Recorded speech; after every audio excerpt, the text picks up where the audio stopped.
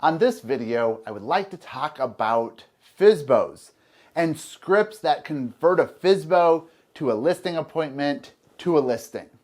But first, before we get into the nitty-gritties of FSBOs, scripts, and all the technical things, why would you want to put effort into having a script that works for FSBOs? Well, I was just interviewing one of our members, Rick Culp from Denver, Colorado, and this is what he had to share. I find that for sell by owners are a way to increase my listing inventory. For sell by owners can also be a buyer. So many of these people that want to list their home, guess what? They also need to buy. Yeah. You do a good job for them, you can get referrals. Okay. You're learning to build relationships that other agents avoid building. You can sharpen your skills. If you can learn dialogue to overcome for sell by owners, when you go in on a basic listing appointment, it's a slam dunk.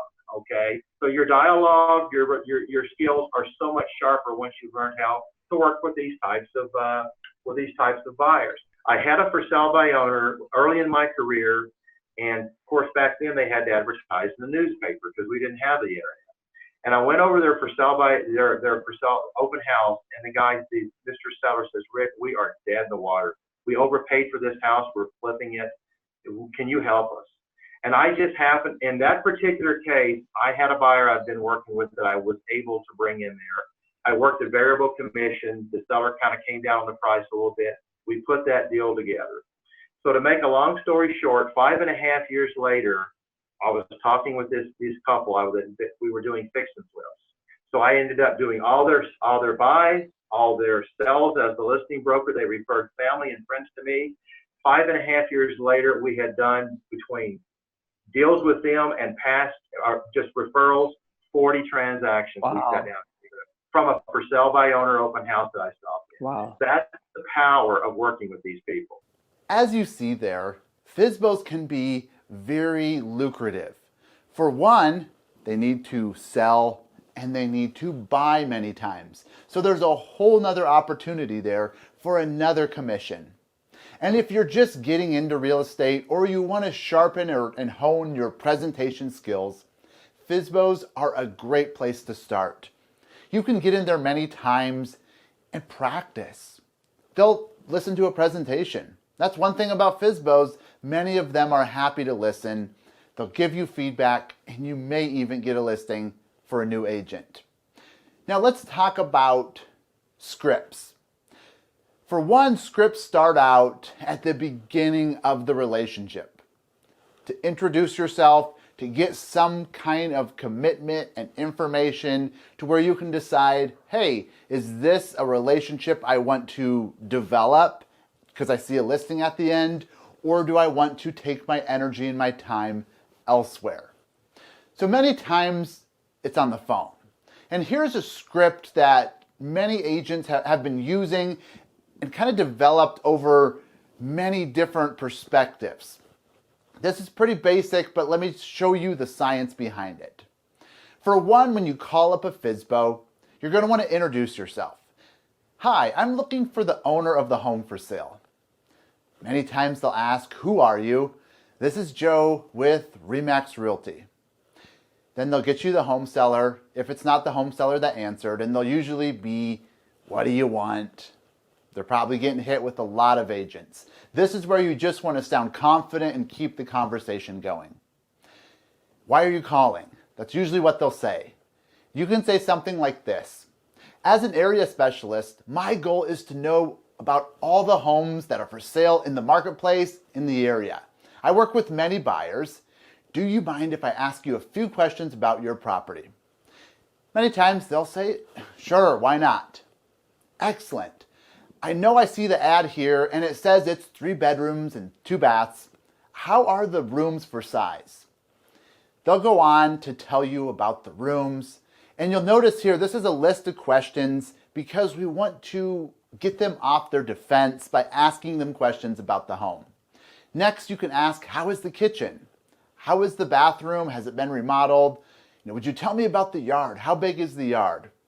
You tell me about the neighborhood. Has it been a nice place for you and your family? And they'll go on to start telling you, oh, it's been great for our family. We love it. This is where you're starting to build conversation, and by now they're kind of getting off of that defensive mode. Is there anything important about the property that I should know? And they'll go on again, and they love to embellish their own property. Sounds like you have a great home. Why are you selling? Again, we're getting information here. They'll tell you why they're selling. You can respond as great.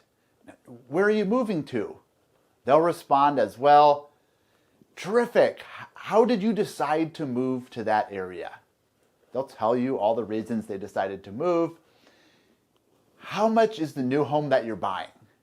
They'll tell you the home they have, if they already bought a home, if they need to sell or buy. This is where we're just, again, creating conversation, but we're gathering valuable information. And I'll share this script with you as well. Do you know, with as many home sellers are in the marketplace right now, what are you doing to market your home? And they'll tell you what they did. They probably just posted it on Zillow and took some pictures. What else are you doing? Try to get more information. We're starting to plant doubt in their mind. Again, you can ask them, so do you have to sell the home in order to buy the new one? Do you need to close? And they'll give you more information. If you don't mind, Mr. Seller, how did you determine the sales price of your home? They'll tell you they probably went on Zillow and just picked a random number. It's usually what home sellers do. Then you can continue the conversation. Okay, so I have to ask, if I bring a buyer, are you willing to co-op with me? Then they'll probably say, what's co-op? And you'll explain that it's 3%. The goal here is if you can get them to meet you halfway, that's usually an indication that this home seller is going to work with an agent sooner than later. Next, you want to try to get a time to where you can look at the home. Not because you need to look at the home, really. You want FaceTime to continue this conversation. So ask something like this. When would it work better for you for me to just come by and take a look at the home? Tomorrow, maybe 2 p.m. or 6 p.m.? And by now, they've answered your questions already. They've invested some time on the phone. 99% of them are going to let you come by. Now, on the phone conversation, your script is to introduce yourself, find out who the seller is, and then start chipping away at general information. Now, hopefully you're halfway there. They'll pay 3%. They'll work with you if you bring a buyer. They'll let you stop by. Those are indications of a good FSBO lead. Now, when you get into the home, you're going to want to preview the home and start digging deeper. Want to find out maybe if they have a family member or a friend who's an agent. When do they have to move by?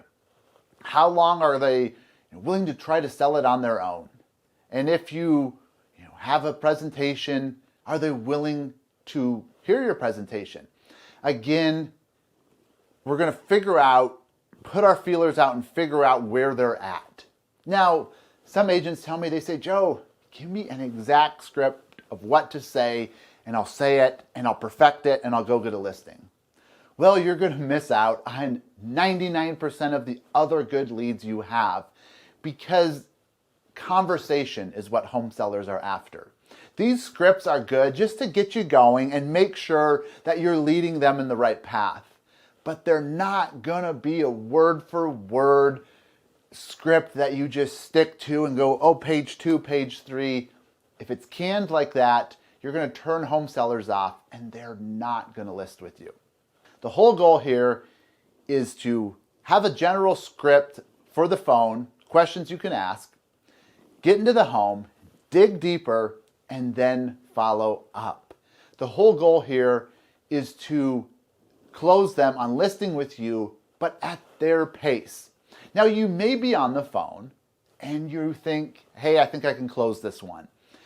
Alter the last bit of your script to ask for the close. We don't want to be afraid of asking for the close, but we just want to make sure we're not just turning them off, because once you dig that hole of just trying to hard close them, it's hard to dig out of, especially for FSBOs.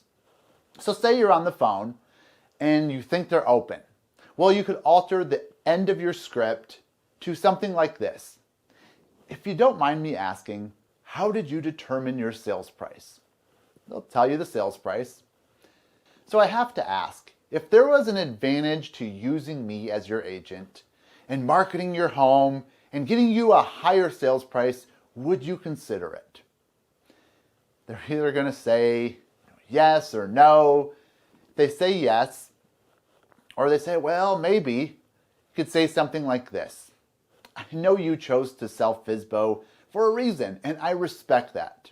It also sounds like you have a lot going on, a lot you're trying to accomplish. I think I could help you. How about we get together for just 20 minutes or so, and we can talk more about your goals and whether or not I can actually help you achieve your goals. I have some time Monday, maybe 4 p.m., or Wednesday, 6 p.m. Which would work better for you? Now, at the end of these little skits that you'll say with a question, pause, even if it sounds awkward. Give them time to collect themselves, and that this way they'll feel like they need to talk.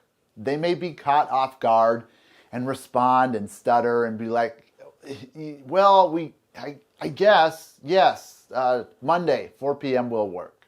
Now that you have a script, I encourage you, print it out, make it your own, practice it with someone in your office. But again, don't read this thing word for word when you're on the phone. It'll sound canned, it won't sound authentic, it won't sound like you. And they can pick that up on the other end of the phone, believe it or not. And they're going to get turned off if it's not a real human on the phone. We all get hit up with robocalls or these telemarketers, and we can tell they're reading a script, and it just turns us off. So I encourage you, practice in your office, and then just get on the phone. Call FSBOs. Be real with them. Kind of use this as a guideline. Get the listing appointments, or just get a preview appointment, and then continue the conversation from there. Now, what's a good time to call FSBOs? Well, I want to share a quick video with you from Rick. He had something really good to share about that. I do tell my brokers that I train that Mondays are a good day to call for sell-by owners. And why? They've just done their open houses over the weekend. They didn't get a contract. They showed it over the weekend. Nobody wrote them an offer. They're sitting around at the coffee table Monday morning trying to decide, we didn't get it sold this weekend. What do we do? That's your best opportunity. Get them on the phone while they're talking about it. So I feel like Monday mornings is probably the best time. It's a good day to follow up. Another good day to kind of call on for sell by owners might be the middle of the week. Like on a Wednesday, if I talk to, Mondays are obviously good because of the weekend. But you're going to the next weekend, and a for sale by owner says, well, how long? Well, if I can get this listed by Wednesday, I can probably have a photographer over Thursday. I'll have the photos on Friday. I can get it in the MLS for this next weekend. So that's another key day. Mondays are good. Wednesdays are, I think, are also a very good time to kind of intensify your push. As you see there, Monday can be a great time to call. They finished the open house. They didn't sell the home. They're probably frustrated, and the conversation is going back and forth, but probably between a husband and wife. When you call up on Monday, you're going to have a lot to talk about because you can ask, how did it go? Did you have any buyers? Did you have people look at the home? All these things. And they're going to say, no, we didn't have anybody look at the home. Or yes, we did. They were going through all my stuff in my room. No offers, no buyers. We still need to get to Florida in May. There you have it. Great time to call. Another thing I want to mention, say you get them to let you preview the home. You build some trust and rapport, and now you're just wondering, should I just call up and talk about the weather, or should I call up and try to get the listing? Like, what's the balance here?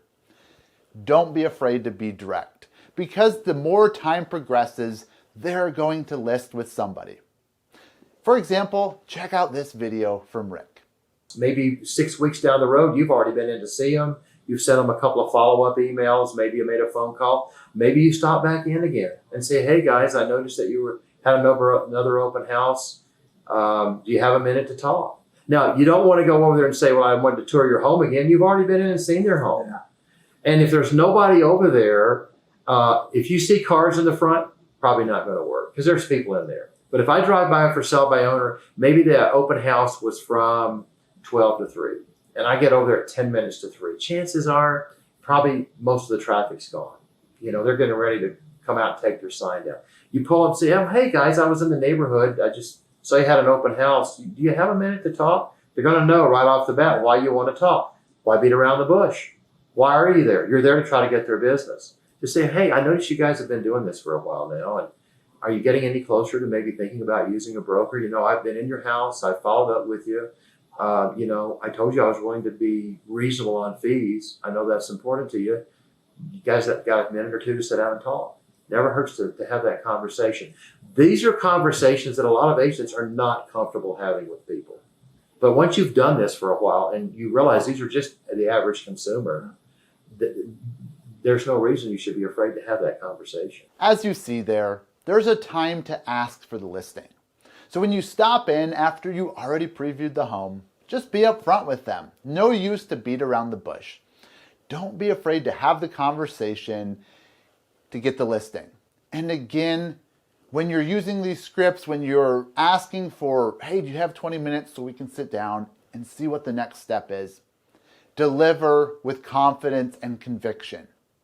If you know you have something that can help them, which I believe you do, let that, just get immersed in that, in your belief system, so you're not going in there, can we talk about maybe listing? No, be confident, but don't be pushy. Do you have 20 minutes so we can sit down and see what the next step is?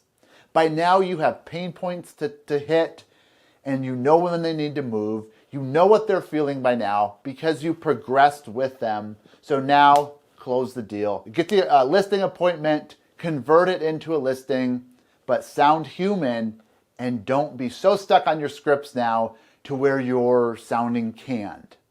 Get in there, get the listing. Rick had some great points there. I wish you the best of luck.